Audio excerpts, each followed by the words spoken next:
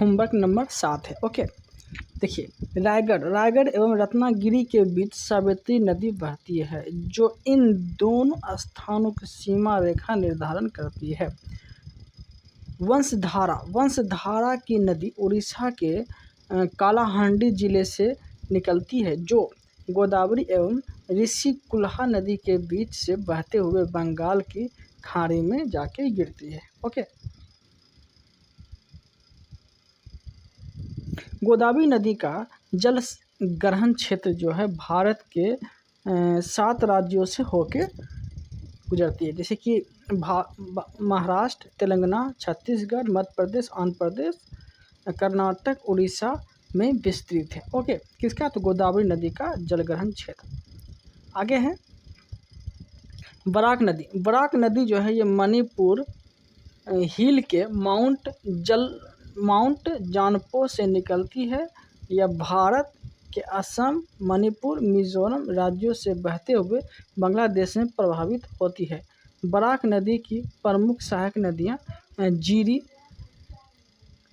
जीरी, धलेश्वरी, सिंगला, लोंगोई तथा सुनोई। बांग्लादेश में इसे सुरमा तथा मेघना के नाम से जाना जाता है। ओके, बराक नदी को राष्ट्रीय जलमार्ग 6 घोषित किया गया है। इस नदी पर तिराईमुख बांध अवस्थित है। किस नदी पे? तो बराक नदी पर। ओके, आगे देखते हैं प्रायद्वीपीय नदियों का उत्तर से दक्षिण की ओर महानदी। क्या बोला गया है कि प्रायद्वीपीय नदियों का उत्तर से दक्षिण की ओर क्रम में बताना है। तो पहले महानदी हो जाएगा, फिर गोदावरी नदी हो जाएगा, कृष्णा नदी हो जाएगा, पेन्नार नदी हो जाएगा, कावेरी नदी हो जाएगा और बैगई नदी हो जाएगा।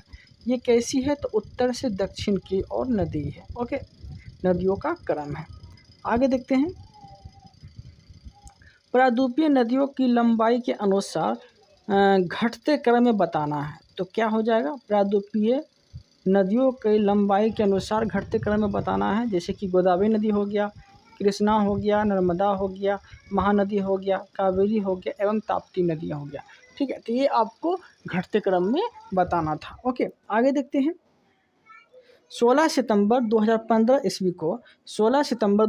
ईस्वी को आंध्र प्रदेश सरकार द्वारा लिए गए महत्वपूर्ण निर्णय के अंतर्गत दक्षिण भारत की 2 बड़ी नदियां हैं जो कि गोदावरी एवं कृष्णा को जोड़ने का कार्य किया गया है। इसके अंतर्गत परीक्षण के तौर पर आंध्र प्रदेश गोदावरी जिले इब्राहिमपट्टनम नामक स्थान से पहली बार गोदावरी नदी 600 क्यूसेक पानी को पोलावरम नहर द्वारा विजयवाड़ा जिले में कृष्णा नदी तक पहुंचाया गया। ठीक है, पोलावरम जिले विजयवाड़ा लिंक परियोजना आंध्र प्रदेश के कृष्णा एवं गुंटूर जिलों में पानी की कमी का सामना कर रहे किसानों के लिए लाभकारी मानी जा रही है। ओके, आप अगर ये टॉपिक अगर क्लियर करते हैं ना तो आपको सेट में जो है नंबर बढ़ने की चांस बढ़ जाती है। गोवा में 2 महत्वपूर्ण नदियां हैं, एक है मांडवी, एक है जुआरे। मांडवी नदी कर्नाटक में पश्चिमी घाट ढलानों से उत्पन्न होती है। केरल की सबसे बड़ी नदी बोलेंगे तो भरतपुझा अन्नामलाई पहाड़ी से निकलती है। इस पोनानी के नाम से भी जाना जाता है। पेरियार केरल की दूसरी सबसे बड़ी नदी है। ओके, केरल की पांबा नदी बोवानाड झील से निकलती है। कहाँ से निकलती है? वेम्बनाड झील से निकलती है। ठीक है, आगे देखते हैं भारत के प्रमुख झीलें के बारे में जानते हैं। भारत की प्रमुख सबसे बड़ी झील बोलेगा, सबसे बड़ी झील तटीय झील तो चिल्का झील है। तटीय झील चिल्का झील है जो कि उड़ीसा राज्य में है, जो खारे पानी की एक लैगून झील है। यहाँ नौसेना का प्रशिक्षण केंद्र भी है। ओके, वर्षा ऋतु में चिल्का झील को दायां और भार्गवी नदी से जल प्राप्त होता है। ठीक है, इस झील की लंबाई 65 किलोमीटर और चौड़ाई 8 से 20 किलोमीटर और गहराई लगभग 2 मीटर है। ओके, भारत में सबसे अधिक खारे पानी की झील बोलेगा तो सांभर झील, जो कि क्षेत्रफल के हिसाब से 230 मीटर स्क्वायर राजस्थान में है। ओके, आगे देखते हैं। भारत की सबसे मीठे पानी की झील बोलर झील, जो क्षेत्रफल 160 किलोमीटर स्क्वायर जम्मू कश्मीर में है। तुलबुल परियोजना इसी पर स्थित है। किस नदी पे? झेलम नदी पर ही स्थित है। ओके, आगे देखते हैं। डल झील जो कि जम्मू कश्मीर में स्थित है। बोलर झील जम्मू कश्मीर में है। वेरीनाग झील जम्मू कश्मीर में है। मानस झील जम्मू कश्मीर में है। शेषनाग झील जम्मू कश्मीर में है। अनंतनाग झील जम्मू कश्मीर में है। नागिन झील जम्मू कश्मीर में है। राजसमंद झील राजस्थान में, पिछला झील राजस्थान में है। लूनर कसर झील राजस्थान में है। राजसमहल झील राजस्थान में है। फतेह सागर झील राजस्थान में है। डिडवाना झील राजस्थान में है। और लोकटक झील भी राजस्थान में ही है। ओके, आगे देखते हैं।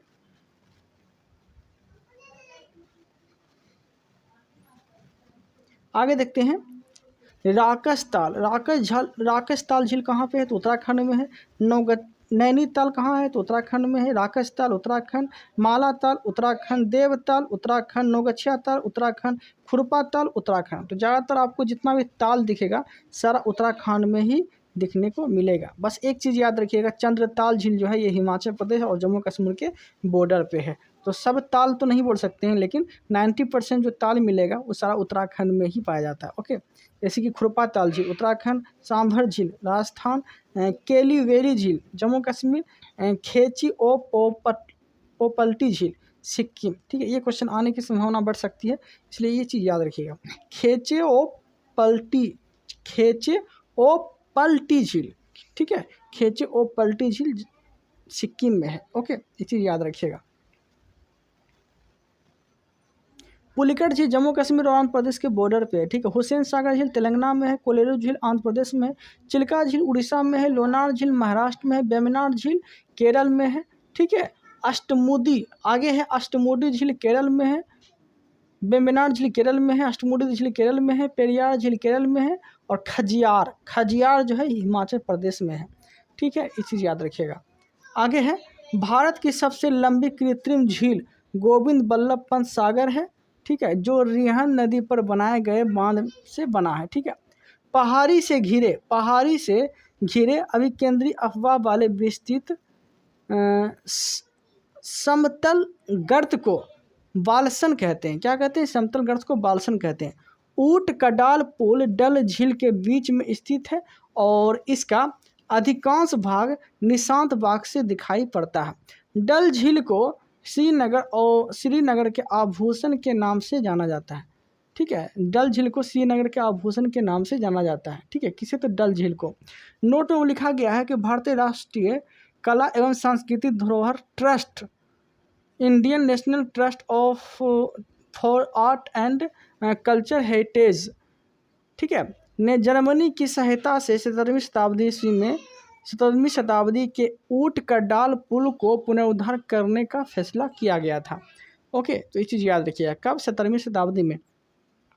आगे है चौरस सतह तथा अन्य प्रवाहित श्रेणी वाली अल्पकालिक छोटी झीलों को प्लाया कहते हैं।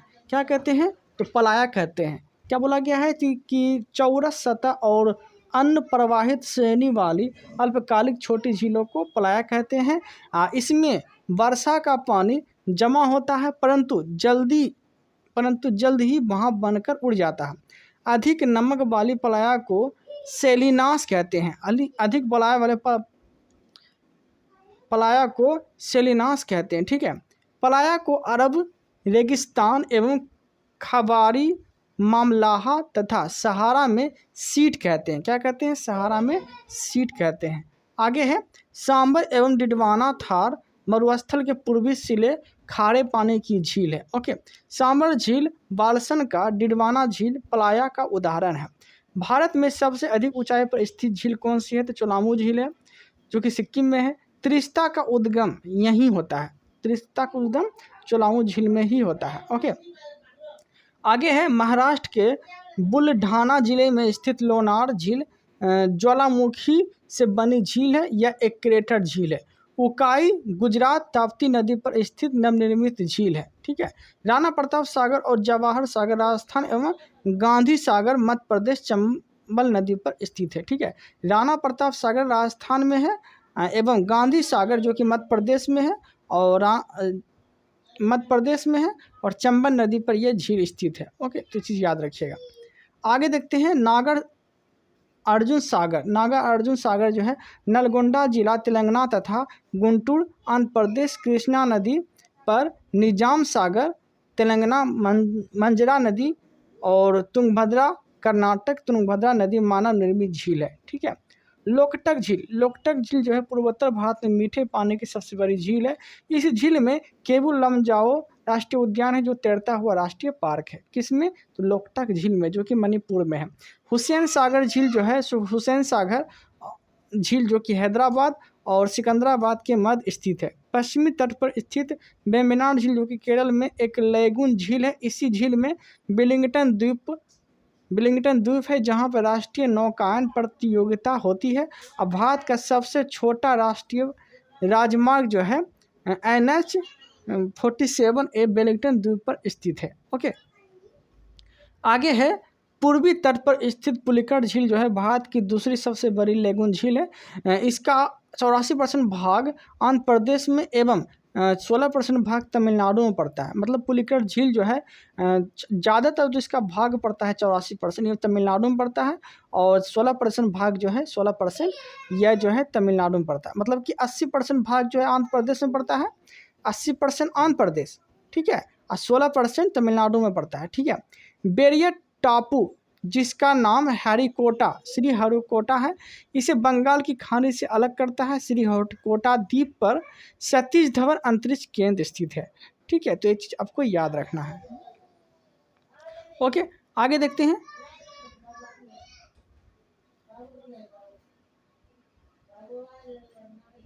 पुलिकट झील के जल का मुख्य स्रोत जो है अरानी कलांजी एवं स्वर्णमुखी नदी है। ठीक है। पुलिकट झील के जल का मुख्य स्रोत अरानी कलांजी एवं स्वर्णमुखी नदियां हैं। वकिंगम नहर पुलिकट झील के पश्चिमी हिस्से में है। ओके, पुलिकट झील के आंध्र प्रदेश वाले हिस्से में 1976 ईस्वी में एवं तमिलनाडु तिरुवल्लुर जिला वाले हिस्से में 1980 में एक पक्षी अभयारण्य स्थापित किया गया है। ओके, एशिया की सबसे बड़ी मीठे पानी की गोखुर झील कांवर झील जो कि बिहार में है, जो कि बूढ़ी गंडक नदी के घुमावदार होने के कारण बनी हुई थी। ठीक है, यहाँ तक कोई दिक्कत नहीं है। अब देखते हैं जलप्रपात के बारे में, प्रमुख जलप्रपात के बारे में। कुचिकल जलप्रपात जो है भारत का सबसे ऊंचा जलप्रपात है। यह कर्नाटक के बराही नदी पर स्थित है और दूसरे एवं तीसरे स्थान पर बड़े ही पानी पुंधव लंगा नदी उड़ीसा एवं नोकालिकई नदी मेघालय में है। ओके, और कावेरी नदी पर तमिलनाडु एवं होगेनक्कल जलप्रपात तथा कर्नाटक राज्य में भार चुक्की और बालमूरी जलप्रपात अवस्थित है। ओके, आगे है चित्रकूट जलप्रपात भारत का सबसे चौड़ा जलप्रपात है। ओके, और घोड़े के पैरों की आकृति के समान होने के कारण इसे भारत का नियाग्रा जलप्रपात कहा जाता है। तो घोड़े की आकृति के समान कौन सी जलप्रपात है? चित्रकूट जलप्रपात है। ओके, जिसे भारत का नियाग्रा जलप्रपात कहा जाता है। एलिफेंटा जलप्रपात कहाँ है? तो मेघालय में है। सहस्त्रधारा नाम से जलप्रपात उत्तराखंड एवं मध्य प्रदेश दोनों राज्यों में स्थित है। ओके, आगे है कुचिकल जलप्रपात। ये बराही नदी पर है और जो है कहाँ पे? तो कर्नाटक में है। इसकी ऊंचाई 455 मीटर है। बड़े ही पानी जलप्रपात कहाँ पे है? तो बुंधव लंगा नदी पर उड़ीसा में है। और नोहकालिकई जलप्रपात कहाँ है? तो वर्षा जल का है, यह मेघालय में है। दूध सागर जलप्रपात कहाँ है? तो मांडवी नदी पर गोवा में है। जोग या गढ़सोप्पा जलप्रपात किस नदी पे है? तो साबरमती नदी पे है, ये कर्नाटक राज्य में है।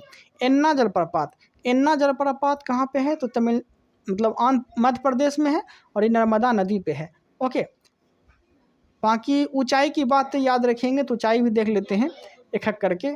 जैसे कि कुचकल जलप्रपात की ऊंचाई 455 मीटर, बड़े ही पानी की जलप्रपात की ऊंचाई 499 मीटर, नोह का किलई जलप्रपात की ऊंचाई 340 मीटर, दूध सागर जलप्रपात जो कि मांडवी नदी पर गोवा में, इसकी ऊंचाई 310 मीटर, जोग जलसोप्पा जलप्रपात की ऊंचाई साबरमती नदी पर है, ये कर्नाटक में है, 255 मीटर इसकी ऊंचाई है। तो साबरमती कम से कम याद रखिएगा, जोग या गढ़सोप्पा जलप्रपात साबरमती पे है और ये कर्नाटक राज्य में 255 मीटर ऊंचाई पे। एन्ना जलप्रपात नर्मदा नदी पर मध्य प्रदेश में है, इसकी ऊंचाई 183 मीटर है। शिव सिंधुनम जलप्रपात कावेरी नदी पर कर्नाटक में, इसकी ऊंचाई 90 मीटर है। गोकाक जलप्रपात घाटप्रभा नदी पर कर्नाटक में है, इसकी ऊंचाई 52 मीटर है। पायकारा जलप्रपात नीलगिरी क्षेत्र में तमिलनाडु में है।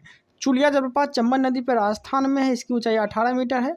तो मैन ऊंचाई वाला याद रखना है। ओके, आगे देखते हैं।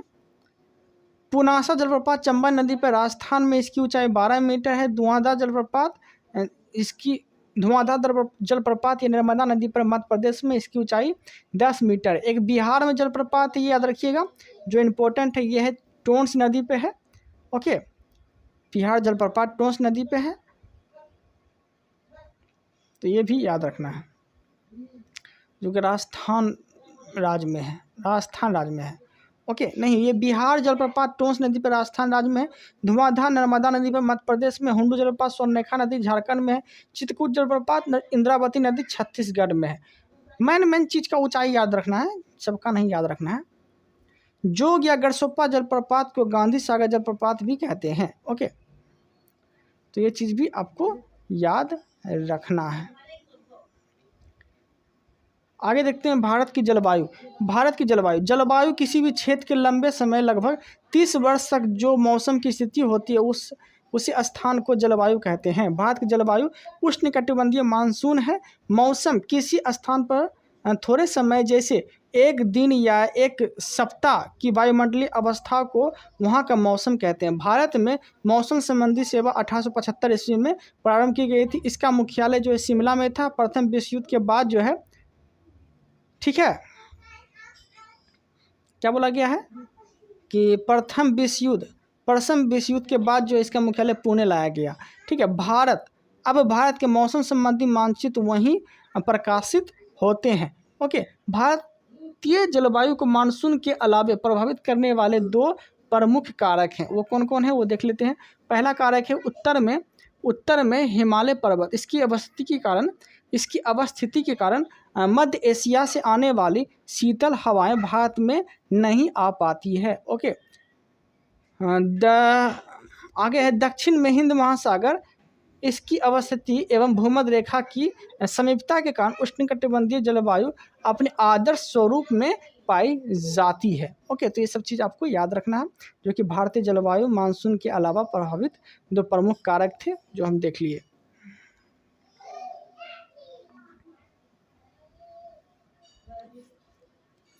आगे देखते हैं मानसून पवनों द्वारा समय समय पर अपनी दिशा पूर्णतः बदल लेने के कारण जो है भारत में निम्न 4 ऋतुएं चक्रवात पाई जाती है। पहला है शीत ऋतु। ओके, जो कि इसकी 15 दिसंबर से 15 मार्च तक होती है। ग्रीष्म ऋतु दूसरा है, जो कि 16 मार्च से 15 जून तक होती है। और वर्षा ऋतु जो कि 16 जून से 15 सितंबर तक होती है।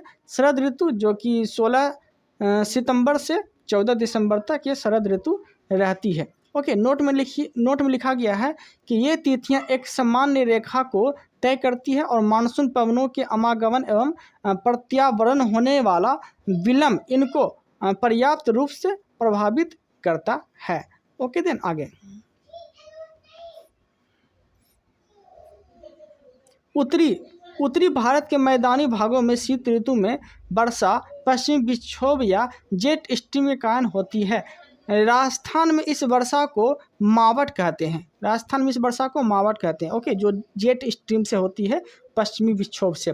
ग्रीष्म ऋतु में असम एवं पश्चिमी बंगाल राज्यों में तीव्र आर्द्र हवाएं तीव्र आर्द्र हवाएं चलने लगती है जिनसे गरज के साथ वर्षा हो जाती है। इन हवाओं को पूर्वी भारत में नॉर्थवेस्टर एवं बंगाल में काल बैसाखी के नाम से जाना जाता है। कर्नाटक में इसे चेरी ब्लॉसम कहते हैं, जो कि कॉफ़ी के लिए काफ़ी उपयुक्त मानी जाती है। ठीक है, जो कॉफ़ी के लिए काफ़ी लाभदायक या उपयुक्त मानी जाती है, ये चीज़ याद रखिएगा। ओके, आगे देखते हैं। जो कॉफ़ी की कृषि के लिए लाभदायक उपयोग मानी जाती है। ठीक, कौन सी वर्षा? तो चेरी ब्लॉसम। आम वर्षा के लिए लाभदायक होने का कारण इसे भारत केरल में आम्र वर्षा कहते हैं। उत्तर पश्चिम भारत के सूक्ष्म भागों में ग्रीष्म ऋतु में चलने वाली गर्म एवं सूक्ष्म हवाओं को लू कहा जाता है। क्या कहा जाता है? लू कहा जाता है। आगे देखते हैं। वर्षा ऋतु में उत्तर पश्चिम भारत तथा पाकिस्तान में उष्ण दाब का क्षेत्र बना जाता है। उसमें उष्ण दाब का क्षेत्र बन जाता है जिसे मानसून गर्त कहते हैं। इसी समय में उत्तरी अंतर उष्ण अभिसरण उत्तर की ओर खिसकने लगती है, जिसके कारण विषुवत रेखीय पछुआ पवन एवं दक्षिणी गोलार्ध की दक्षिणी पूर्वी वाणिज्यिक पवन विषुवत रेखा को पार कर फेरल के नियम के अनुसरण करते हुए भारत में प्रभावित होने लगती है, जिसे दक्षिण पश्चिम मानसून के कारण से जाना जाता है। ओके, भारत की अधिकांश वर्षा जो है 80% इसी मानसून से होती है। किस मानसून से? तो दक्षिण पश्चिम मानसून से होती है। ओके, आगे देखते हैं। भारत के प्रायद्वीपीय आकृति के कारण जो है दक्षिण पश्चिम मानसून को 2 शाखाओं में विभाजित किया जाता है, जैसे कि पहला अरब सागर की शाखा और दूसरा बंगाल की खाड़ी की शाखा। ओके, अरब सागर में उत्पन्न होने वाली मानसून जो है पवन 3 शाखाओं में बांटती है। किसमें बांटती है? 3 शाखाओं में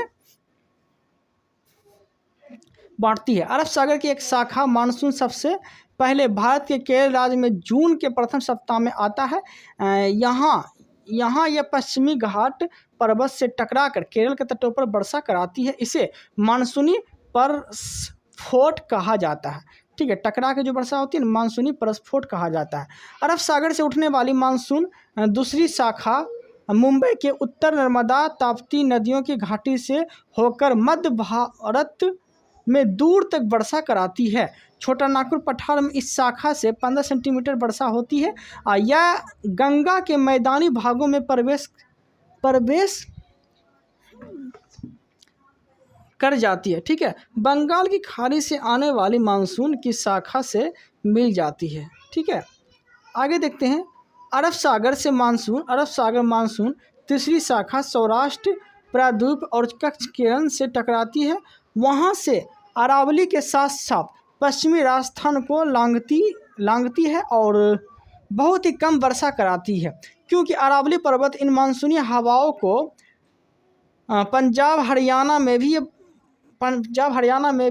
या बंगाल की खाड़ी से आने वाले मानसून की शाखा से मिल जाती है। ओके, ये दोनों शाखाएं एक दूसरे के सहारे प्रबलित होकर पश्चिमी हिमालय विशेष रूप से धर्मशाला में वर्षा कराती है। कहाँ कराती है? धर्मशाला में वर्षा कराती है, जो कि हिमाचल प्रदेश में है। ओके, गारो खासी जयंतिया पहाड़ियाँ बंगाल की खाड़ी से आने वाली हवाएं दक्षिण पश्चिम शाखा अधिक वर्षा लाती है। ठीक है, गारो खासी जयंतिया पहाड़ी क्या है? ये पहाड़ी है। ओके, जो कि बंगाल की खाड़ी से आने वाली हवाओं दक्षिण पश्चिम मानसून शाखा से अधिक वर्षा लाती है। ओके, आगे देखते हैं। जिसके कारण जो है यहाँ स्थित मानसीराम मेघालय विश्व में सर्वाधिक वर्षा प्राप्त करने वाला स्थान है, लगभग 1141 सेंटीमीटर। मानसून की अरब सागर शाखा तुलनात्मक रूप से अधिक शक्तिशाली होती है। दक्षिण पश्चिम मानसून द्वारा लाए गए कुल आर्द्रता 65% भाग अरब सागर से और 35% भाग जो है बंगाल से खाड़ी से आता है। ओके, यहाँ तक कोई दिक्कत नहीं है। आगे बढ़ते हैं। आगे देखते हैं। दक्षिण पश्चिम मानसून ये समय अवधि कितनी होती है? तो जून से सितंबर तक समय अवधि होती है और वर्षा जो कराती है 73.7% वर्षा कराती है। पर्वतीय मानसून काल अक्टूबर से दिसंबर तक इसकी समय अवधि होती है और ये जो पर्वतीय वर्षा से से हवा जो वर्षा जो होती है ये 13.3% वर्षा होती है। पूर्व मानसून यह जो है मार्च से मई तक इसका समय अवधि होता है और ये 10% यहाँ वर्षा कराती है। ओके, किससे? तो पूर्वी मानसून से। आगे है शीत ऋतु या उत्तर पश्चिम मानसून से, जो कि इसकी समय अवधि जून से फरवरी तक होती है और इसमें वर्षा जो होती है 2.6% वर्षा होती है।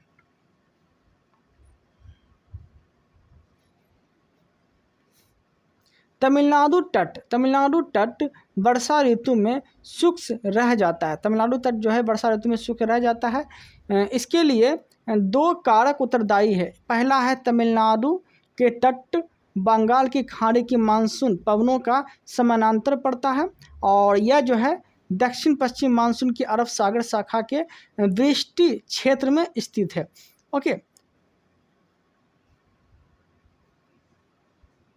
आगे है मानसून का निवर्तन। मानसून का निवर्तन जो है मानसून के पीछे हटने या लौटने को मानसून का निवर्तन कहा जाता है। क्या कहा जाता है? निवर्तन कहा जाता है। यह सितंबर के प्रारंभ से उत्तर पश्चिम भारत से मानसून पीछे लौटने लगती है और मध्य अक्टूबर तक ये दक्षिण भारत को शेष समस्त भारत से परिवर्तित हो जाती है। लौटती हुई मानसून जो है पवने बंगाल की खाड़ी से जलवाष्प ग्रहण करके उत्तर पूर्वी मानसून का रूप तमिलनाडु कोरोमंडल तट पर जाड़े के दिनों में वर्षा कराती है और ये जनवरी और फरवरी महीने में यह वर्षा होती है जाड़े के दिनों में। ओके, आगे एल नीनो और भारतीय मानसून। एल नीनो एक जटिल मौसम तंत्र है जो कि हर 5 या 10 साल के बाद प्रकट होता रहता है। इसके कारण जो है संसार के विभिन्न भागों में सूखा, बाढ़ और मौसम की चरम अवस्थाएं आती है। ओके, पूर्वी प्रशांत महासागर में पेरू तट के निकट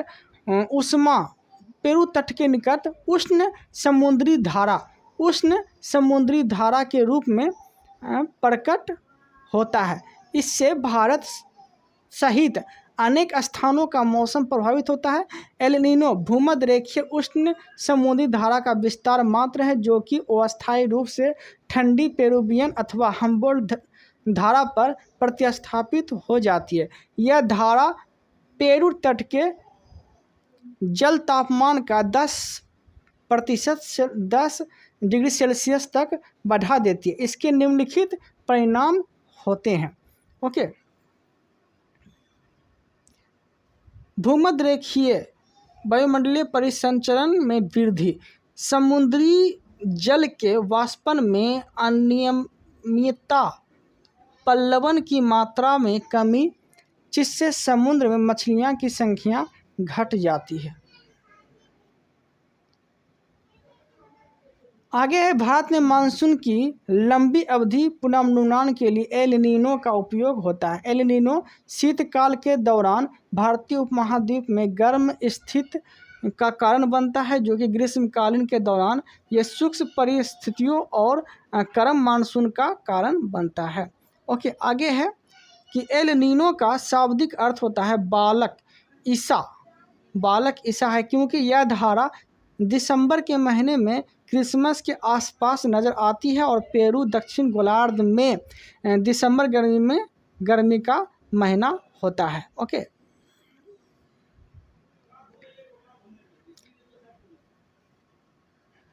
आगे है शरद ऋतु को मानसून प्रत्यावर्तन का काल कहा जाता है। इस ऋतु में बंगाल की खाड़ी एवं अरब सागर में उष्णकटिबंधीय चक्रवात की उत्पत्ति होती है। इन चक्रवातों से पूर्वी तटीय क्षेत्रों में मुख्यतः आंध्र प्रदेश एवं उड़ीसा तथा पश्चिमी तटीय क्षेत्र में गुजरात में काफ़ी क्षति पहुंचती है। ओके, आगे है भारत का जलवायु प्रदेश, तापमान एवं वर्षा जलवायु के 2 महत्वपूर्ण तत्व हैं। इन्हें जलवायु वर्गीकरण के सभी पद्धतियों में निर्णायक माना जाता है। तथापि जलवायु वर्गीकरण एक जटिल प्रक्रिया है। क्या है? जटिल प्रक्रिया है। ओके, आगे देखते हैं कोपेन। आगे क्या है? कोपेन ने अपने जलवायु वर्गीकरण के आधार पर तापमान तथा वर्षण के मासिक मानों को रखा है। ठीक है। कोपेन की पद्धति पर आधारित वर्षा की जलवायु निम्न 5 प्रकार की है, ठीक है। पहला है उष्णकटिबंधीय जलवायु, जहाँ वर्ष औसत वर्षा सारा वर्ष औसत मानसिक तापमान 10 डिग्री सेल्सियस से अधिक रहता है। ओके,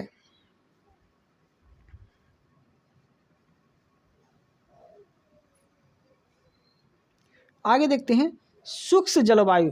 शुष्क जलवायु जो है, जहाँ वर्षा की तुलना में वर्षण बहुत मतलब वर्षा बहुत कम होता है और शुष्कता कम होने पर यह अर्ध शुष्क मरुस्थल कहलाता है। शुष्कता अधिक हो तो मरुस्थल डब्लू होता है। ओके, मतलब कि शुष्कता अधिक हो तो इसे डब्लू से डिनोट किया जाता है, ऐसे नॉर्मल बोलेंगे तो ऐसे डिनोट किया जाता है। आगे देखते हैं गर्म जलवायु, जहाँ सबसे ठंडे महीने का औसत तापमान 18 डिग्री सेल्सियस और 3 डिग्री सेल्सियस के बीच रहता है। हिम जलवायु, जहाँ सबसे गर्म महीने का औसत तापमान 10 डिग्री सेल्सियस से अधिक और ठंडे महीने का औसत तापमान 3 डिग्री से कम रहता है। बर्फीले जलवायु, जहाँ सबसे कम वर्षा का तापमान 10 डिग्री सेल्सियस से कम रहता है।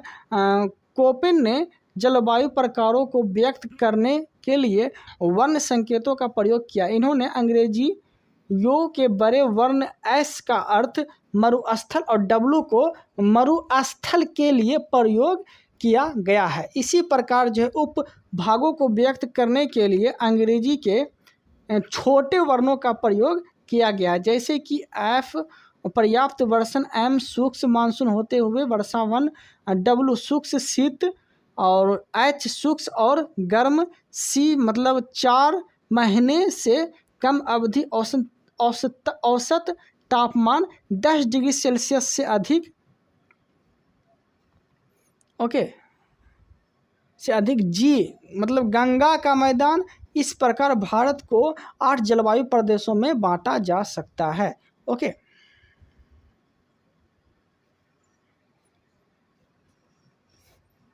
कोपेन की योजना के अनुसार भारत के जलवायु प्रदेश, ठीक है, इस प्रकार है, मतलब कि AMW मतलब कि लघु शुष्क ऋतु वाला मानसून प्रकार है। ओके, क्षेत्र बोलेंगे तो AMW मतलब लघु शुष्क ऋतु वाला मानसून प्रकार किस क्षेत्र में मतलब कि जलवायु का किस क्षेत्र में जलवायु आते हैं, इस क्षेत्र के इस प्रकार के जलवायु तो गोवा के दक्षिण में भारत का पश्चिमी तट पे। ओके, इस तरह से याद रखिएगा। AS का मतलब हो गया शुष्क ग्रीष्म ऋतु वाला मानसून, ठीक है। ये किस क्षेत्र में जलवायु आता है तो तमिलनाडु और कोरोमंडल तट का ये जलवायु है। ओके,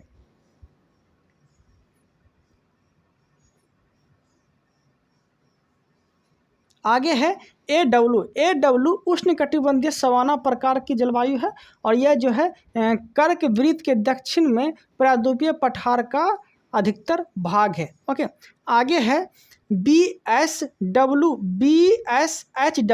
मतलब अर्ध शुष्क स्टेपी जलवायु है। ओके, उत्तर पश्चिम गुजरात, पश्चिमी राजस्थान और पंजाब के कुछ भाग में ये BSHW मतलब इसका मतलब होता है अर्ध शुष्क स्टेपी जलवायु, जो कि उत्तर पश्चिम गुजरात, पश्चिमी राजस्थान, पंजाब के कुछ भाग में ये जलवायु आते हैं।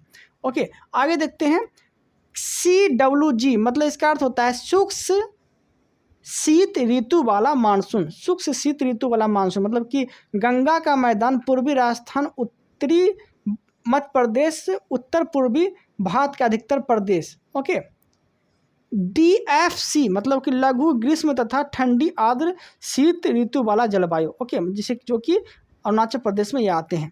ई मतलब हो गया ई ध्रुवीय प्रकार के, मतलब कि ये ध्रुवीय प्रकार की जो जलवायु है यह जो है जम्मू कश्मीर, लद्दाख, हिमाचल प्रदेश और उत्तराखंड राज्य में ये जलवायु फैलते हैं। ओके, आते हैं। ओके, यहाँ तक कोई दिक्कत नहीं है।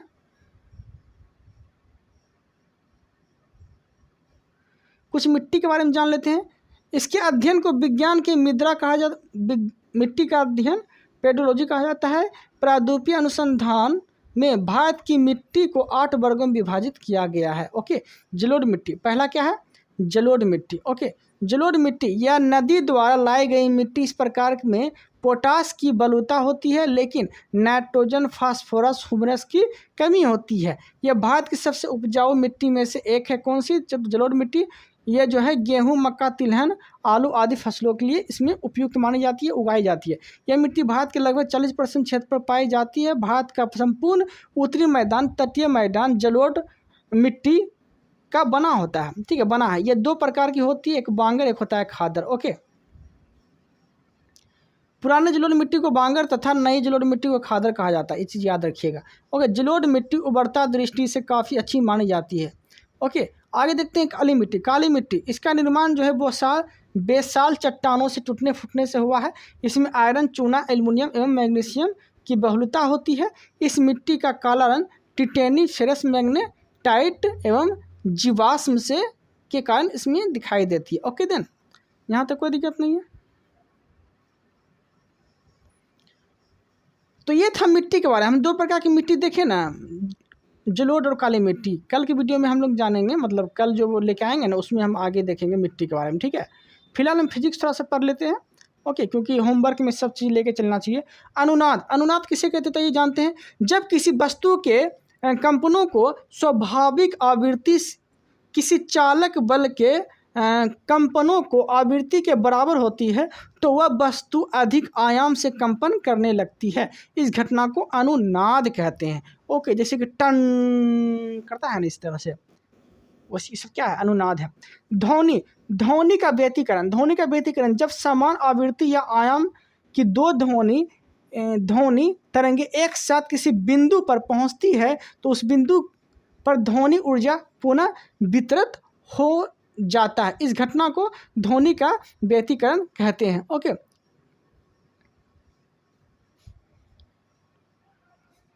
आगे है, यदि दोनों तरंगे उस बिंदु पर एक ही कला में पहुंचती है तो वहां ध्वनि की तीव्रता अधिकतम होती है। इसे समपोषी या व्यतिकरण कहते हैं। क्या कहते हैं? समपोषी या व्यतिकरण कहते हैं। ओके, आगे देखते हैं, यदि दोनों तरंगे विपरीत कला में पहुंचती है तो वहां पर तीव्रता न्यूनतम होती है। इसे क्या कहते हैं? विनाशी व्यतिकरण कहते हैं। क्या कहते हैं? विनाशी व्यतिकरण कहते हैं। ओके, क्या कहती है? विनाशी व्यतिकरण कहते हैं। ध्वनि विवर्तन देखते हैं। ध्वनि विवर्तन देखते हैं, जिसमें कि ध्वनि तरंग है 1 मीटर की कोटि का होता है। अतः जब इसी कोटि के कोई अवरोध ध्वनि मार्ग से आता है तो ध्वनि अवरोध के किनारे मुड़कर आगे बढ़ जाती है। इस घटना को ध्वनि का विवर्तन कहते हैं। ओके,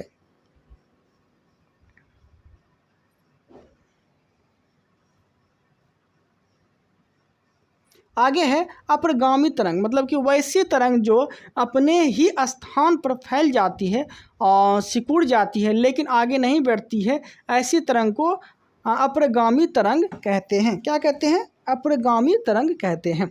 ओके, आगे देखते हैं अपरगामी।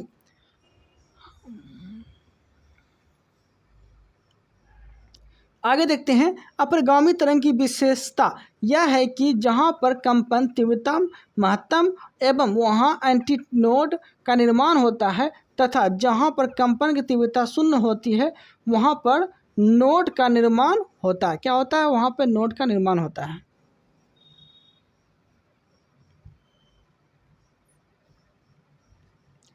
आगे देखते हैं, यह तरंग अपने साथ ऊर्जा का वहन नहीं करती है। ओके, 2 लगातार नोड या एंटीनोड के बीच की दूरी λ/2 होती है। क्या होती है?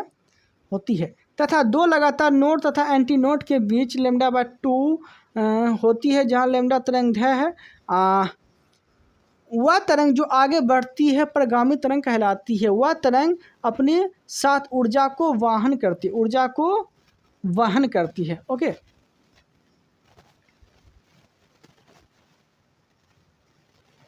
आगे है आर्गन नली। आर्गन नली पाइप एक प्रकार का पाइप है जहां ध्वनि की उत्पत्ति वायु के कंपन के कारण होती है। आर्गन नली में उत्पन्न ध्वनि की प्रवृत्ति जो है n बराबर ध्वनि का वेग मतलब भी ध्वनि का तरंग है एन बराबर वी बाय लेमडा, इस तरह से दर्शाया जाता है। ओके, आर्गन नली के दो प्रकार होती है, एक होता है खुला आर्गन पाइप, दूसरा होता है वर्ग आर्गन पाइप। ओके,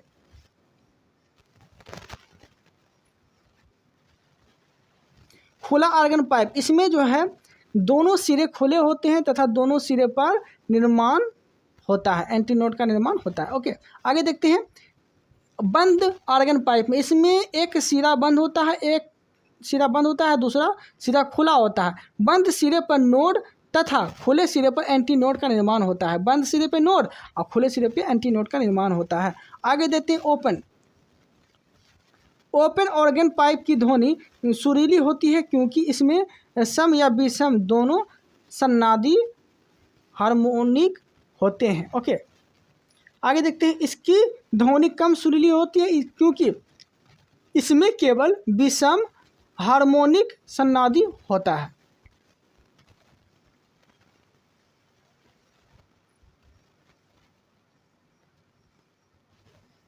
डॉपलर प्रभाव, जब किसी ध्वनि स्रोत एवं श्रोता के बीच अपेक्षित गति होती है तो उसे श्रोता ध्वनि की आवृत्ति उसकी वास्तविक आवृत्ति से सुनाई पड़ती है। इसे ही डॉपलर प्रभाव कहते हैं। मैक संख्या, किसी माध्यम में किसी पिंड की चाल तथा उसी माध्यम में ताप एवं दाब की उन्हीं परिस्थितियों में ध्वनि की चाल के अनुपात को उस वस्तु की उस माध्यम की मैक संख्या कहते हैं। ओके,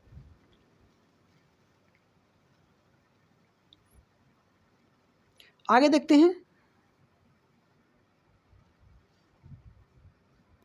यदि मैक संख्या 1 से अधिक हो तो पिंड की चाल प्राध्वनिक कहलाती है। यदि मैक संख्या 5 से अधिक हो तो ध्वनि की चाल प्राध्वनिक कहलाती है।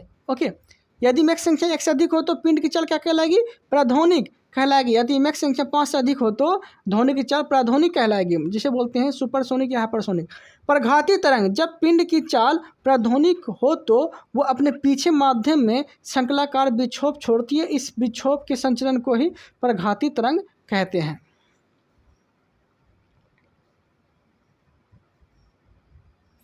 आगे देखते हैं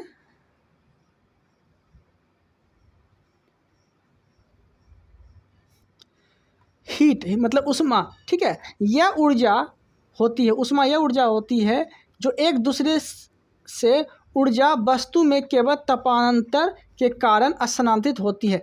किसी वस्तु में निहित ऊर्जा उस वस्तु के द्रव्यमान पर निर्भर करती है। ठीक, क्या करती है? उस वस्तु के द्रव्यमान पे निर्भर करती है। यदि कार्य W उष्मा में बदलता है तो W/Q जे या W/Q, जहाँ J एक नियतांक है जिसे उष्मा का यांत्रिक तुल्यांक भी कहते हैं। J का मान क्या होता है, मतलब जूल का मान क्या होता है? 4.18 जूल कैलोरी होता है। ओके, इसका तात्पर्य है कि 4.86 जूल का यांत्रिक कार्य किया जाए तो उत्पन्न उष्मा की मात्रा 1 कैलोरी हो जाएगी। ओके, 1 कैलोरी हो जाएगी।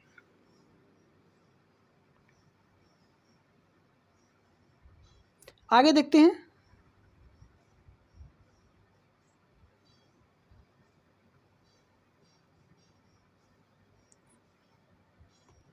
उष्मा का मात्रक देख लेते हैं। ठीक है, उष्मा का ऐसा ही मात्रक जूल होता है, इसके लिए विभिन्न मात्रक का प्रयोग किया जाता है। ओके, 1 कैलोरी 1 ग्राम के बराबर होता है। जल का तापमान 1 डिग्री सेल्सियस बढ़ाने के लिए आवश्यक उष्मा की मात्रा को कैलोरी कहते हैं। क्या कहते हैं? आवश्यक उष्मा की मात्रा को कैलोरी कहते हैं। ओके, 1 कैलोरी बराबर बोलेगा तो 4.186 जूल होता है। 1 कैलोरी बराबर बोलेगा तो 1 किलो कैलोरी बराबर बोलेगा तो 4186 जूल होता है, बराबर 1000 कैलोरी होता है। ओके, आगे देखते हैं कि 1 कैलोरी 1 ग्राम जल का तापमान 1 डिग्री सेल्सियस बढ़ाने के लिए आवश्यक उष्मा की मात्रा को कैलोरी कहते हैं। ओके, आगे देखते हैं अंतर्राष्ट्रीय कैलोरी। अंतर्राष्ट्रीय कैलोरी 1 ग्राम शुद्ध जल का ताप 14.5 डिग्री सेल्सियस से 15.5 डिग्री सेल्सियस तक बढ़ाने के लिए आवश्यक उष्मा की मात्रा को कैलोरी कहा जाता है। ब्रिटिश थर्मल यूनिट देख लेते हैं। ठीक है, ब्रिटिश थर्मल यूनिट यहाँ पे छूट गया था शायद ये पला। देख लेते हैं। एक ब्रिटिश थर्मल यूनिट बराबर कितना होता है? 252 कैलोरी होता है। तो ये चीज़ भी याद रखिएगा। आगे देखते हैं, ब्रिटिश थर्मल यूनिट, 1 पाउंड जल का तापमान 1 डिग्री फ़ारेनहाइट के लिए आवश्यक ऊष्मा की मात्रा को एक ब्रिटिश थर्मल यूनिट कहते हैं। ठीक है। ताप जो है, ताप वह भौतिक कारक है जो वस्तु के दूसरे वस्तु के उसमें ऊर्जा के प्रवाह की दिशा को निश्चित करता है। अर्थात कारण से ऊर्जा स्थानांतरित होती है, उसे ताप कहते हैं।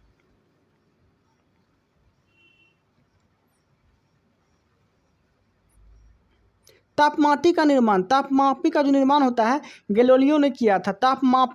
ताप मापने के लिए उपकरण प्रयोग में लाया जाता है, उसे तापमापी कहते हैं। निम्न प्रकार के ताप पैमाने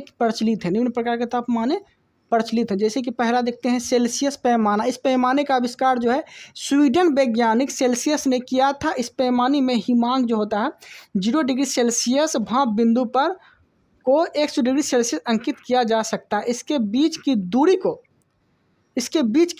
को 100 बराबर भागों में बांट देते हैं। प्रत्येक भाग को 1 डिग्री सेल्सियस कहते हैं।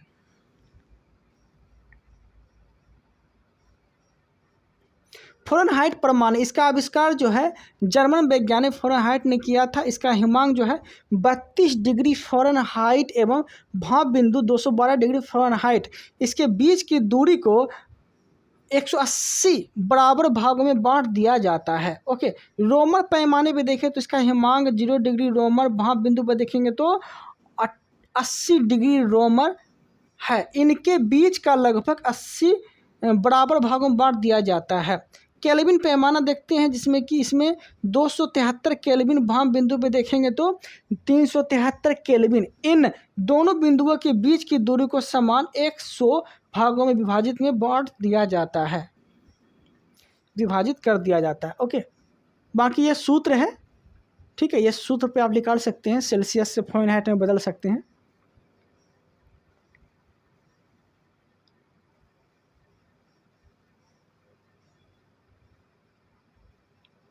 आगे देखते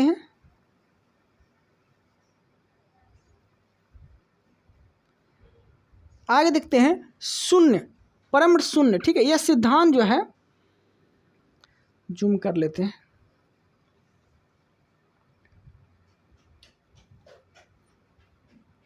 परम शून्य, यह सिद्धांत रूप से अधिकतम तापमान की कोई सीमा नहीं होती, परंतु न्यूनतम तापमान की सीमा किसी वस्तु का ताप -273.15 डिग्री सेल्सियस से कम नहीं हो सकता है। यानी यह संसार का सबसे न्यूनतम तापमान है। इसे परम शून्य तापमान कहते हैं। केल्विन पैमाने पर 0 डिग्री सेल्सियस इसे लिखते हैं। ओके। अर्थात 0 डिग्री केल्विन बराबर 273.15 डिग्री सेल्सियस एवं 273.16 डिग्री केल्विन बराबर 100 डिग्री सेल्सियस होता है। ओके। पहले सेल्सियस पैमाने पर सेंटीग्रेड में मापने पैमाना कहा जाता है। पहले सेल्सियस पैमाने को सेंटीग्रेड पैमाना कहा जाता है। केल्विन में व्यक्त ताप में डिग्री नहीं लिखा जाता है। ओके। केल्विन में, जैसे केल्विन होता है ना, केल्विन ताप का ऐसे मात्रा केल्विन में डिग्री ऐसे नहीं लिखा जाता है। ओके। आगे देखते हैं, पारा 39 डिग्री सेल्सियस पे जमता है। अर्थात इसे निम्न ताप ज्ञात करने के लिए अल्कोहल तापमापी का प्रयोग किया जाता है। अल्कोहल जो है 115 डिग्री सेल्सियस पर जमता है। ओके। -115 डिग्री सेल्सियस पे जमता है। ओके। कौन था अल्कोहल? मतलब मानव शरीर का तापमान 98.6 डिग्री फ़ारेनहाइट होता है। सेल्सियस में देखेंगे तो 37 डिग्री सेल्सियस होता है। ओके। द्रव तापमापी, पारा तापमापी लगभग 30 डिग्री सेल्सियस से 350 डिग्री सेल्सियस के तापमान के लिए प्रयुक्त होता है। ओके। आगे देख लेते हैं,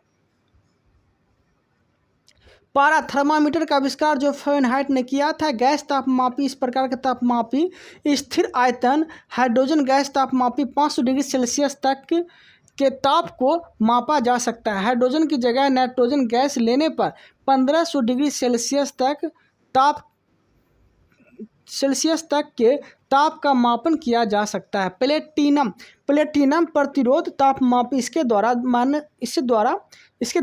-200 डिग्री सेल्सियस से 1200 डिग्री सेल्सियस तक ताप को मापा जाता है। ओके, प्लेटिनम तापमापी के द्वारा।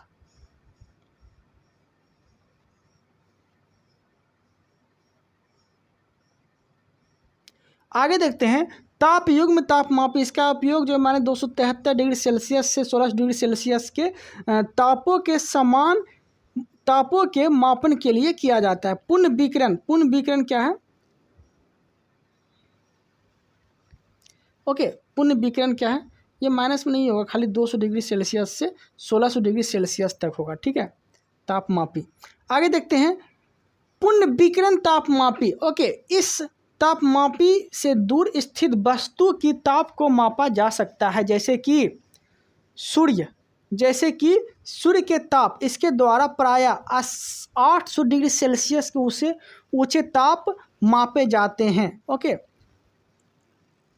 ऊंचे ताप मापे जाते हैं किससे? तो पुनः विकिरण तापमापी के द्वारा। इससे नीचे ताप नहीं, क्योंकि इससे कम ताप की वस्तुएं उसमें विकिरण उत्सर्जित नहीं करती है। यह तापमापी स्टीफन के नियम पर आधारित है। इसके अनुसार उच्च तापमान पर किसी वस्तु के उत्सर्जित विकिरण की मात्रा इसके परम ताप के चतुर्थ घात के अनुक्रमानुपाती होती है। ओके,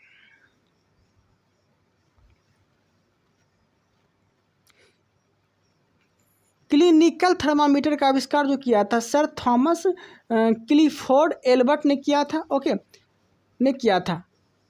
इसे थर्मामीटर में तापमान को 15 डिग्री सेल्सियस से 42 डिग्री सेल्सियस तक बढ़ाया जा सकता है। ओके,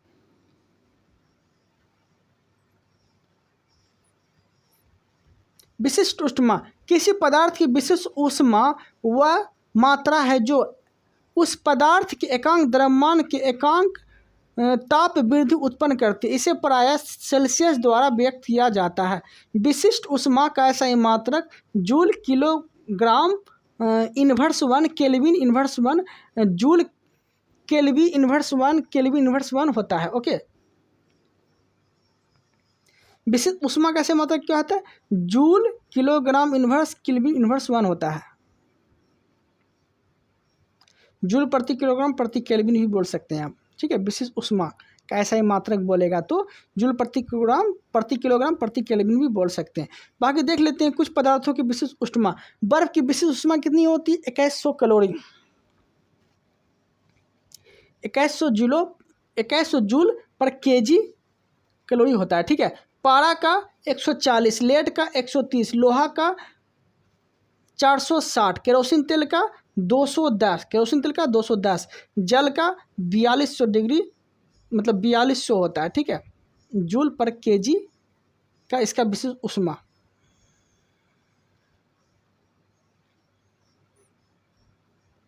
एक ग्राम जल का तापमान 1 डिग्री सेल्सियस बढ़ाने के लिए 1 कैलोरी ऊष्मा की आवश्यकता होती है। अतः जल की विशिष्ट ऊष्माधारिता 1 कैलोरी ग्राम डिग्री सेल्सियस होता है। जल की विशिष्ट ऊष्माधारिता अन्य पदार्थों की तुलना में अधिक होती है। ओके,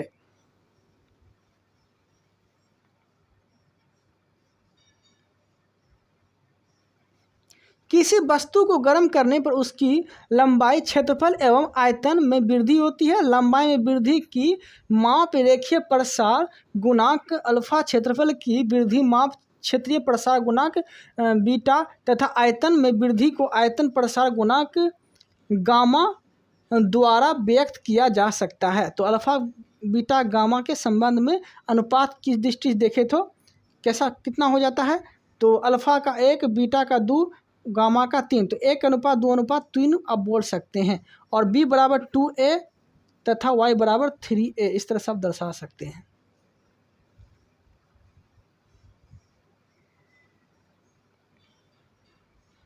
आगे देखते हैं जल का असमान प्रसार। प्राय सभी द्रवों में गर्म किए जाने पर आयतन में बढ़ते, परंतु जल 0 डिग्री सेल्सियस से 4 डिग्री सेल्सियस तक गर्म करने पर आयतन में घटता है। तो ठीक है, आयतन में घटता है तथा 4 डिग्री सेल्सियस के बाद गर्म करने पर आयतन बढ़ना शुरू हो जाता है। इसका अर्थ होता है कि 4 डिग्री सेल्सियस पर जल का घनत्व अधिकतम होता है।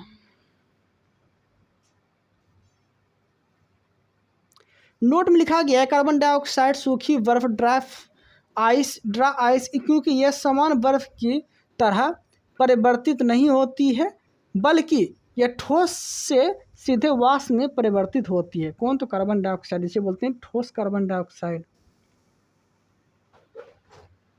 आगे देखते हैं ऊष्मा का संचरण। ऊष्मा एक स्थान से दूसरे स्थान जाने को ऊष्मा का संचरण कहते हैं। इसकी 3 विधियां होती है, चालन, संवहन, विकिरण। ठीक है, चालन देखते हैं। चालन के द्वारा ऊष्मा पदार्थ में एक स्थान से दूसरे स्थान तक पदार्थ के कणों को अपने स्थान में परिवर्तन किए बिना पहुंचाती है। ओके,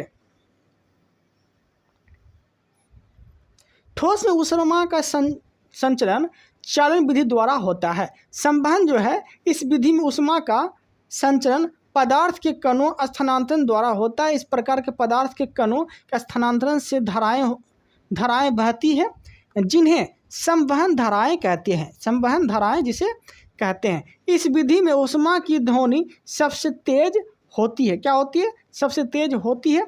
गैसों एवं द्रवों में ऊष्मा का संचरण संवहन द्वारा होता है।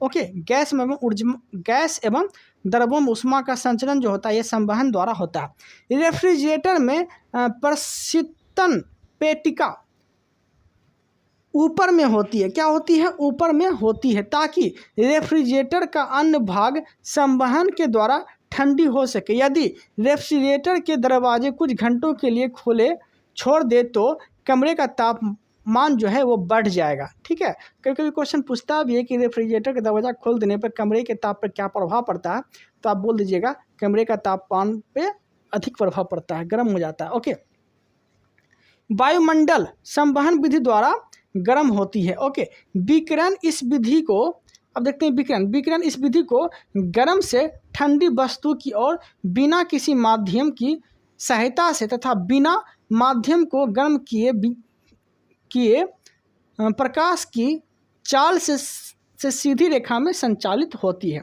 ओके, अब देखते हैं थोड़ा सा कृष्णिका विकिरण। ठीक है, जब किसी ठोस पदार्थ को गर्म किया जाता है तो उससे विस्तृत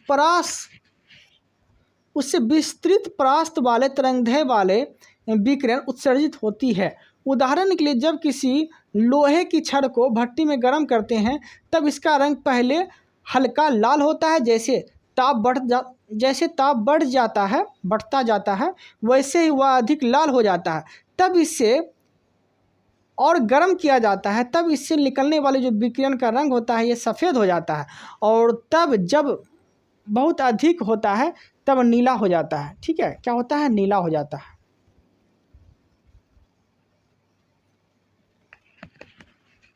आगे देखते हैं, तो आगे क्या है? तो नीला हो जाता है। ठीक है, बहुत ज़्यादा मात्रा में अगर गर्म कर देंगे तो नीला हो जाएगा। आगे क्या है? तो आगे है नीला हो जाता है। ओके, इसका अर्थ है कि ताप में वृद्धि के साथ साथ उत्सर्जित विकिरण की आवृत्ति उच्च हो जाती है। विद्युत चुम्बकीय स्पेक्ट्रम में लाल रंग की आवृत्ति वाले नीला रंग अधिक आवृत्ति वाले क्षेत्र होता है। ऐसा आदर्श पिंड जो हर प्रकार की आवृत्ति विकिरण उत्सर्जित अवशोषित करता है कृष्णिका तथा इस पिंड की उत्सर्जित विकिरण को कृष्णिका विकिरण कहते हैं। कृष्णिका से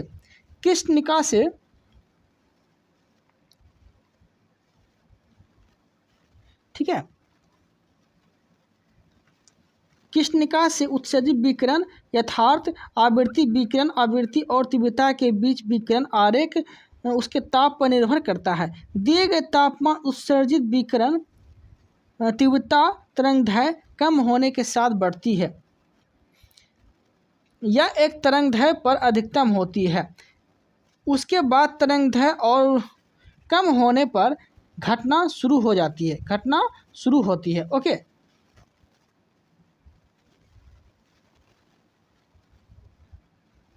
प्रकाश के तरंग सिद्धांत के आधार पर उपयुक्त परिणामों की संतोषजनक व्याख्या नहीं की जा सकती है। ओके, मैक्स संख्या ने इसके लिए सुझाया कि परमाणु और अणु केवल विविक्त मात्राओं में ऊर्जा उत्सर्जित या आवेशित करते हैं, ना कि अनवरत रूप में जैसा पहले माना जाता है।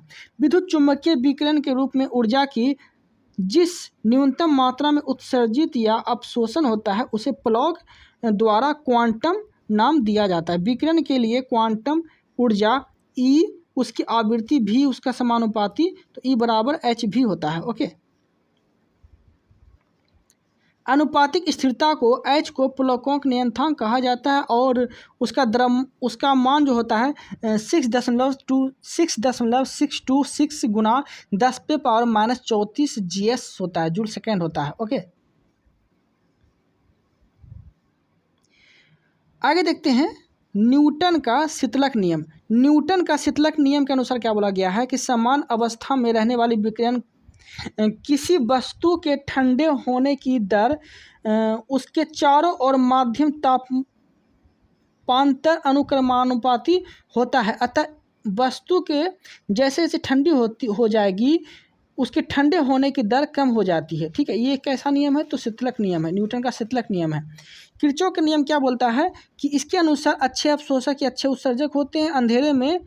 अंधेरे कमरे में यदि एक काली और एक सफ़ेद वस्तु को समान तापमान पर गर्म करके रखा जाए तो काली वस्तु अधिक विकिरित उत्सर्जित करेगी और काली वस्तुएं अंधेरे में अधिक चमकेगी। ओके, स्टीफन क्या बोलता है? स्टीफन का नियम क्या बोलता है कि किसी वस्तु की उत्सर्जन क्षमता E के परम ताप T चौथे घात के अनुक्रमानुपाती होती है, अर्थात E इन्फिनिटी T4 या E बराबर T4 या जहाँ Q एक नियतांक जिसे स्टीफन नियतांक कहते हैं। ओके, आगे देखते हैं अवस्था परिवर्तन तथा गुप्त ऊष्मा। निश्चित ताप पर पदार्थ के एक अवस्था से दूसरी अवस्था में परिवर्तित होना अवस्था परिवर्तन कहलाता है।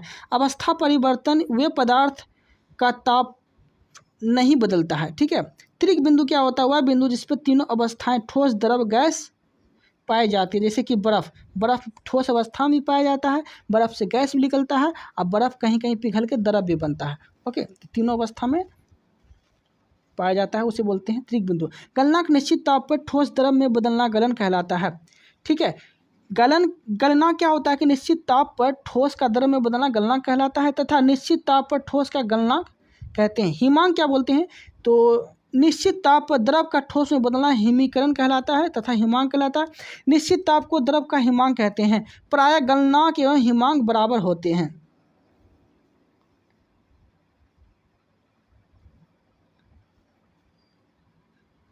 जो पदार्थ ठोस से द्रव में बदलने पर सिकुड़ते हैं, जैसे बर्फ, उनका गलनांक दाब बढ़ाने पर घटता तथा जो पदार्थ से द्रव में बदलने पर फैलता है उसका गलनांक दाब बढ़ाने पर बढ़ता है। अशुद्धि मिलाने पर, बर्फ में नमक मिलाने पर गलनांक घटता है। ठीक है, सब चीज़ याद रखिएगा। गलनांक घटता है मतलब गलता कम है। अशुद्धि मिलाने पर, जैसे ही बर्फ़ का नमक मिलाने पर गलनांक घटता है। तो देखिए लिए क्वथनांक क्या होता है? निश्चित ताप पर द्रव का वाष्प में बदलना। निश्चित ताप पर द्रव का वाष्प में बदलना वाष्पन कहलाता है। ठीक है, इस निश्चित ताप को द्रव का क्वथनांक कहते हैं।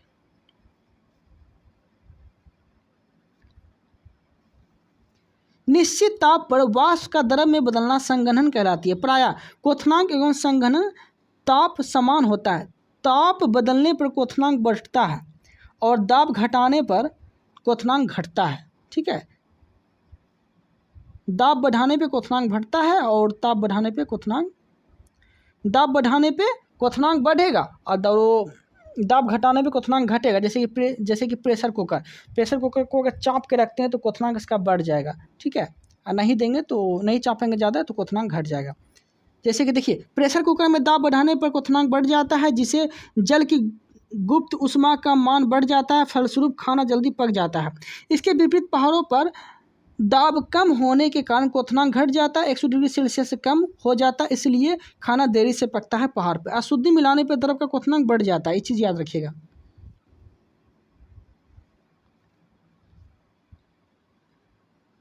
गुप्त ऊष्मा नियत ताप पर पदार्थ की अवस्था में परिवर्तन के लिए ऊष्मा की आवश्यकता होती है, इसे ही पदार्थ की गुप्त ऊष्मा कहते हैं। गलन क्या होता है? तो गलन की गुप्त ऊष्मा निश्चित ताप के ठोस के एकांक द्रव्यमान में बदलने के लिए आवश्यक ऊष्मा की मात्रा को ठोस की गलन गुप्त ऊष्मा कहते हैं। बर्फ के लिए गलन की गुप्त ऊष्मा जो होती है 80 कैलोरी पर ग्राम होती है। ओके। वाष्पन की गुप्त ऊष्मा नियत ताप पर द्रव के एकांक द्रव्यमान को वाष्पन में बदलने के लिए आवश्यक ऊष्मा की मात्रा को द्रव के वाष्पन की गुप्त ऊष्मा कहते हैं। जल के लिए वाष्पन की गुप्त ऊष्मा का मान जो होता है 540 कैलोरी पर ग्राम होती है। ओके, आगे देखते हैं।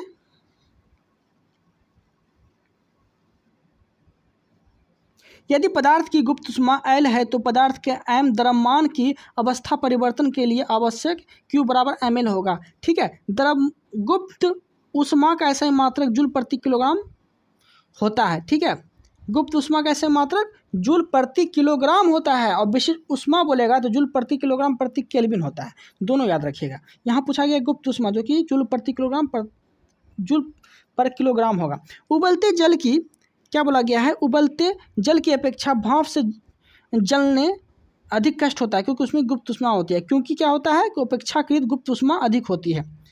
ठीक है, गुप्त ऊष्मा अधिक होने के कारण जो है भाप से अधिक गर्म महसूस होता है। 0 डिग्री सेल्सियस पर पिघलने पर बर्फ कुछ समय सोडा मिलाने से बर्फ का जो गलनांक होता है, गलनांक 0 डिग्री सेल्सियस से घट के 22 डिग्री सेल्सियस तक कम हो जाता है। ऐसे मिश्रण को हिम मिश्रण कहते हैं। इस मिश्रण का उपयोग कुल्फी, आइसक्रीम आदि बनाने में किया जाता है। वाष्पीकरण के खुली सतह से प्रत्येक ताप धीरे धीरे द्रव का अपने वाष्प में बदलना वाष्पीकरण कहलाता है।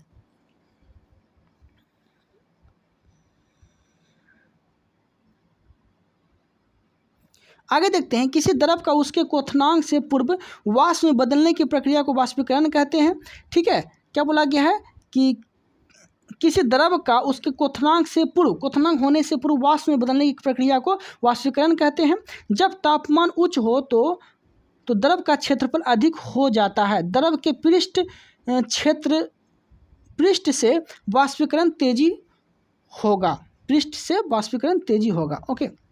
प्रशीतक में वाष्पीकरण द्वारा ठंडक उन्नत की जाती है। तांबे की एक वाष्प कुंडली में द्रव फ्यून भरा रहता है जो वाष्पीकृत होकर ठंडक उत्पन्न कराता है। ठीक है, अपेक्षित आर्द्रता किसी दिए गए ताप पर वायु के किसी आयतन के उपस्थिति जलवाष्प की मात्रा तथा उसी आयतन की वायु को संतृप्त करने के लिए आवश्यक जलवाष्प की मात्रा के अनुपात को अपेक्षित आर्द्रता कहते हैं।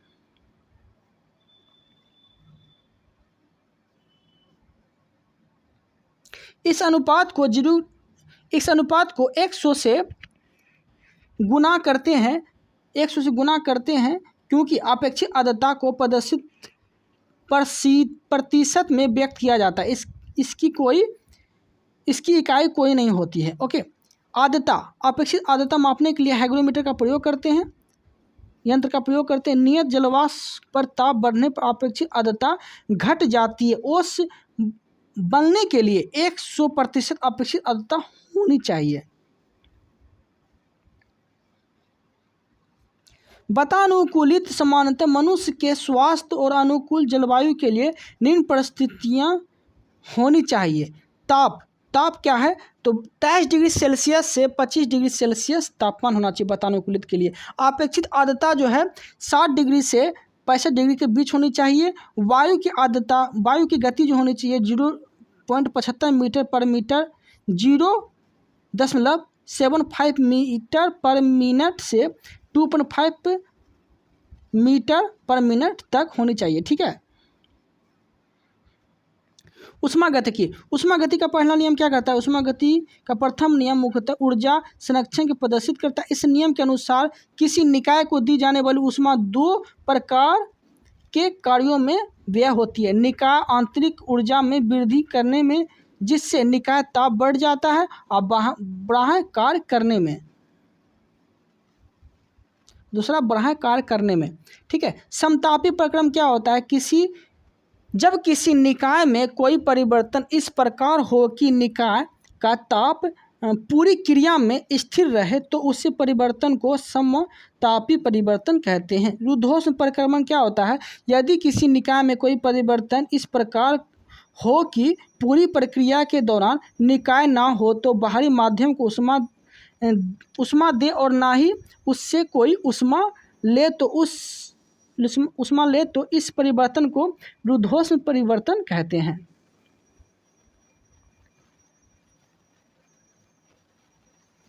कार्बन डाइऑक्साइड का अचानक प्रसरण होने पर वह सूक्ष्म बर्फ के रूप में बदल दी जाती है। ये रुद्धोष्म परिवर्तन का उदाहरण है। ऊष्मागतिकी का दूसरा नियम क्या बोलता है कि ऊष्मागतिकी का प्रथम नियम ऊष्मा के प्रभावित होने की दिशा नहीं बताता है। ऊष्मागतिकी का द्वितीय नियम ऊष्मा के प्रभावित होने की दिशा को व्यक्त करता है। नियत, इस नियत को दो कथनों के रूप में व्यक्त किया जा सकता है। पहला है केल्विन के कथन के अनुसार ऊष्मा का पूर्णतः कार्य परिवर्तन असंभव है, और दूसरा है क्लासियस के कथन के अनुसार जो ऊष्मा अपने कम ताप की वस्तु से अधिक ताप की वस्तु की ओर प्रभावित नहीं हो सकती है। ओके, यहाँ तक कोई दिक्कत नहीं है। उम्मीद है कि आप लोग को समझ में आ गया होगा।